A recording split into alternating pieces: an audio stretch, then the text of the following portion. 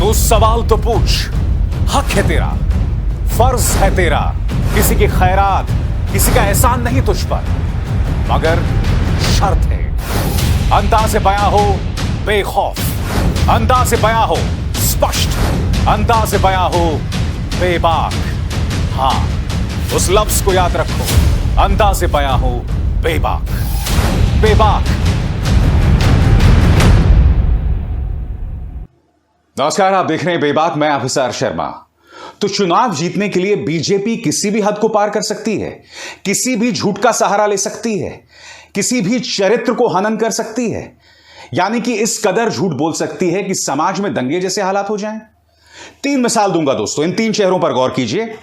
Asaduddin Owaisi, Samajwadi party की सांसद जया बच्चन और इनकम टैक्स का रेट जो मारा गया है, जहां पर करीब 150 करोड़ बरामद हुए हैं। इन तीनों खबरों को लेकर भारतीय जनता पार्टी और उनका प्रचार तंत्र झूठ बोल रहा है और समाज के अंदर अराजकता फैलाने का प्रयास कर रहा है। सबसे पहले दोस्तों मैं बात करना चाहूंगा असदुद्दीन ओवैसी की। असदुद्दीन ओवैसी को लेकर उनका एक बयान जो है घर घर हर व्हाट्सएप में वायरल किया जा रहा है। इसमें यह दावा किया जा रहा है कि असदुद्दीन ओवैसी यह बोल रहे हैं कि एक बार योगी जी हार गए, एक बार मोदी जी हार गए, तो फिर हिंदुओं तुम्हें हमसे कौन बचाएगा, मुसलमानों से कौन बचाएगा। सरासर झूठ है दोस्तों।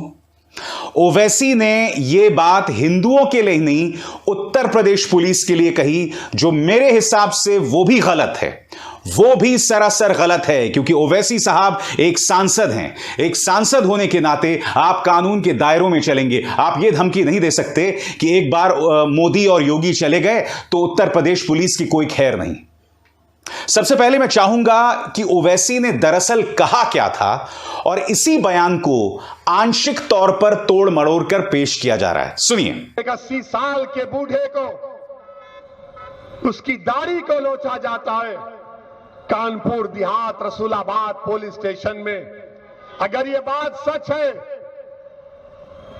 तो शर्मिंदगी नहीं बल्कि तकलीफ होती है कि तुमने दाढ़ी देखी और कहा कि इसकी दाढ़ी को नोचा जाएगा। क्या हमारी दाढ़ी से तुमको नफरत क्यों है? 80 साल के बूढ़े से तुम ये हरकत करते हो।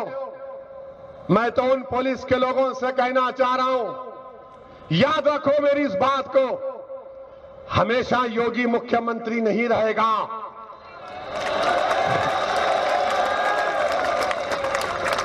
हमेशा मोदी प्रधानमंत्री नहीं रहेगा। और हम मुसलमान वक्त के एतबार से खामोश जरूर हैं, मगर याद रखो हम तुम्हारे जुल्म को भूलने वाले नहीं हैं। हम तुम्हारे जुल्म को याद रखेंगे। अल्लाह अपनी ताकत के जरिए तुमको निस्तो नाबूद करेगा इंशाअल्लाह ताला। और हम याद रखेंगे, हालात बदलेंगे। जब कौन बचाने आएगा तुमको? जब योगी अपने मठ में चले जाएंगे,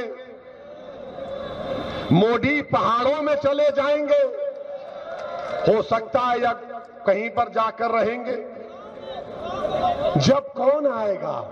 और आप जानते हैं दोस्तों, इस झूठ में मदद जो है वो कर रहा है पूरा गोदी मीडिया। सबसे पहले दोस्तों मैं आपको बतलाना चाहूंगा, आपके स्क्रीन पर यह है एबीपी न्यूज का पत्रकार, नाम है विकास भदौरिया, और दूसरा पत्रकार आदर्श झा। शायद ये दोनों एक ही चैनल में काम करते हैं। आदर्श झा नीचे बोल रहा है, जब योगी मठ में चले जाएंगे, मोदी पहाड़ों में चले जाएंगे, तब कौन बचाने आएगा? इसको डराना धमकाना कह सकते हैं या नहीं? इस पत्रकार ने भी आंशिक सत्य आपके सामने पेश किया। अब ये दूसरा पत्रकार, इसने पूरी तरह से भड़काऊ बात कही है, सरासर झूठ। सीधी भाषा में इसे कहते हैं योगी मोदी हटे और हिंदू कटे। कहीं पर भी ऐसी बात आपने सुना ओवैसी ने नहीं कही। मगर ओवैसी साहब ने जो गलत कहा मैं आपको बताता हूं।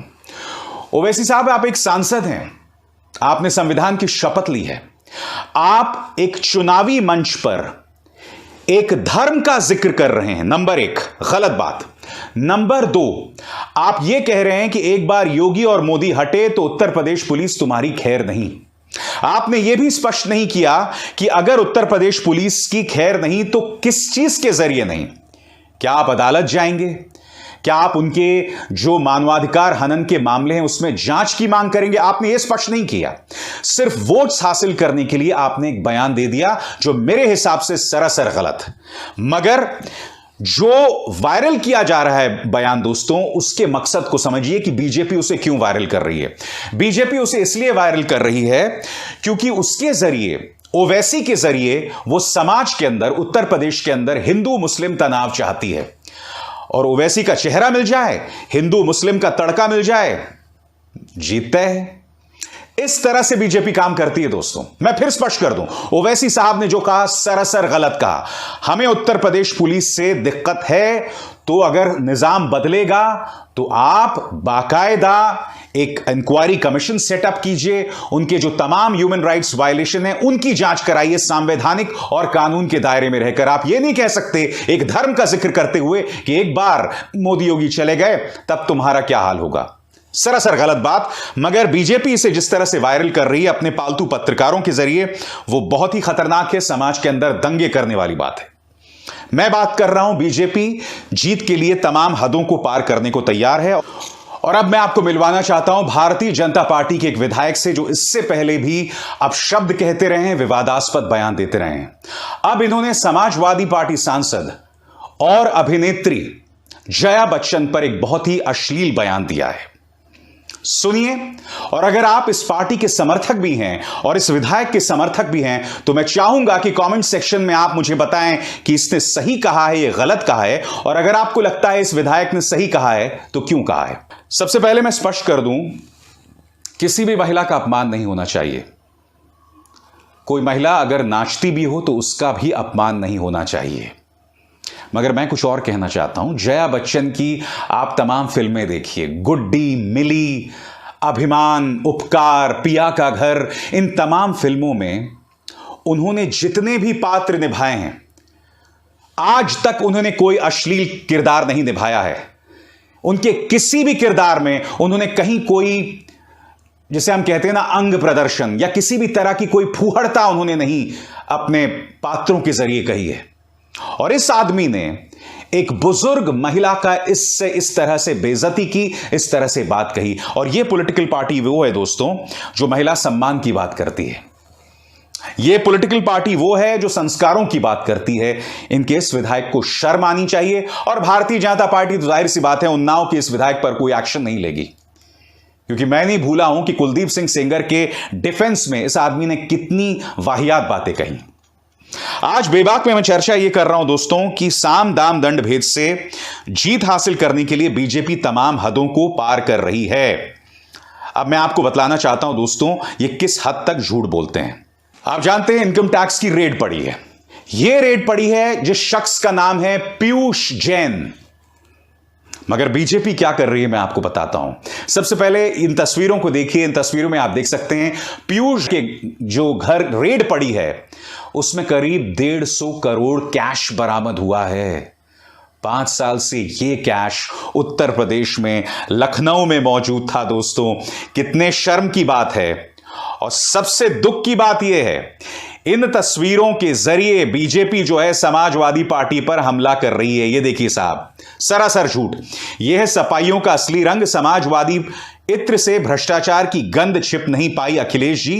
करोड़ों करोड़ों का काला धन आपके झूठे समाजवाद की पोल खोल रहा है।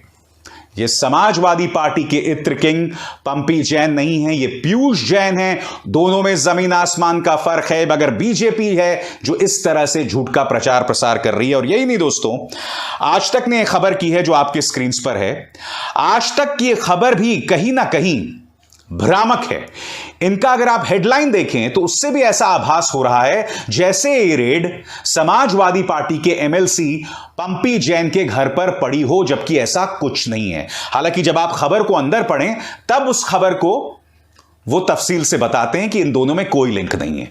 मगर अगर आप ऊपर से देखें तो वो कह रहे हैं ना कि कानपुर के जिस कारोबारी के घर पड़ी आईटी रेड उसका समाजवादी पार्टी एमएलसी से क्या है संबंध। मैं पूछना चाहता हूं आज तक न्यूज चैनल से कि आप इस तरह की भ्रामक बातें क्यों कर रहे हैं।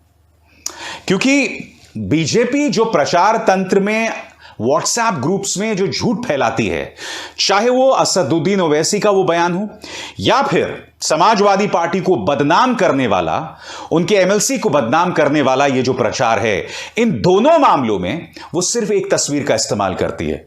वो सिर्फ 30 सेकेंड्स या 30 सेकेंड के एक बयान का इस्तेमाल करती है, जैसे वो असदुद्दीन ओवैसी का बयान का इस्तेमाल कर रहे हैं ये भ्रामक प्रचार फैलाने के लिए। इनके खेल को समझिए दोस्तों। मैं तो इनका खेल समझ गया हूं, मगर आपको समझना पड़ेगा कि इस खेल के जरिए, चलिए मैं मान सकता हूं कि कहते हैं ना कि इश्क और जंग में सब जायज है, राजनीति एक जंग है, मगर आप समाज के अंदर जंग जैसे हालात तो नहीं पैदा करेंगे ना। बताइए, इस तरह के बयानात ओवैसी को लेकर जो भ्रामक बयान दिया गया है या फैलाया जा रहा है अपने मीडिया के जरिए, उससे आप क्या करने का प्रयास कर रहे हैं? आप समाज के अंदर असुरक्षा, अराजकता फैलाने का प्रयास कर रहे हैं। यह सही तो हो नहीं सकता। इसलिए सच का दामन थामिए। आप सबसे मेरी अपील कि मेरे इस शो को ज्यादा से ज्यादा लोगों तक पहुंचाएं, मेरे इस चैनल को सब्सक्राइब करें और हां, उस बेल आइकन को भी दबाएं ताकि जैसे ही कोई शो करूं सीधे आपके मोबाइल फोन्स तक पहुंच जाए। अभिसार शर्मा को दीजिए इजाजत। नमस्कार।